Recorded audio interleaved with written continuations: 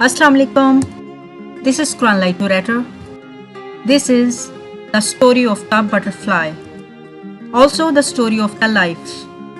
एक दफ़ा एक आदमी को एक बटरफ्लाई मिली जो कि अपने कोकून से बाहर आने की कोशिश कर रही थी। वो कई घंटे बैठकर बटरफ्लाई को देखता रहा। बटरफ्लाई छोटे से सुराख से बाहर निकलने की काफ़ी कोशिश कर रही थी और अपना पूरा जोर लगा रही थी, लेकिन बाहर नहीं निकल पा रही थी क्योंकि सुराख बहुत छोटा था। फिर अचानक बटरफ्लाई ने कोशिश छोड़ दी। ऐसा लग रहा था वो स्टक है। तो उस आदमी ने बटरफ्लाई की कोकून से बाहर निकलने में हेल्प करने का फैसला किया ताकि वो आसानी से बाहर निकल आए।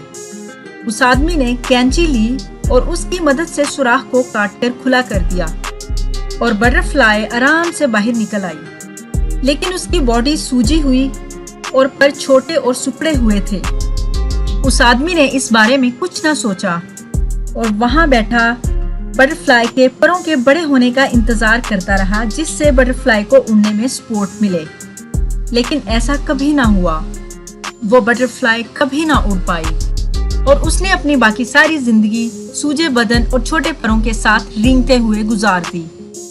बावजूद इसके कि उस आदमी का दिल बहुत नर्म था, वो ये समझ ही ना सका कि उस बटरफ्लाई ने सुराख से निकलने के लिए जो कोशिश करनी थी, वो कोशिश उसके लिए बहुत जरूरी थी, जिसने उसके जिस्म में मौजूद एक्स्ट्रा फ्लूइड को निकालना था, उसे हल्का फुल्का और उड़ने के काबिल बनाना था।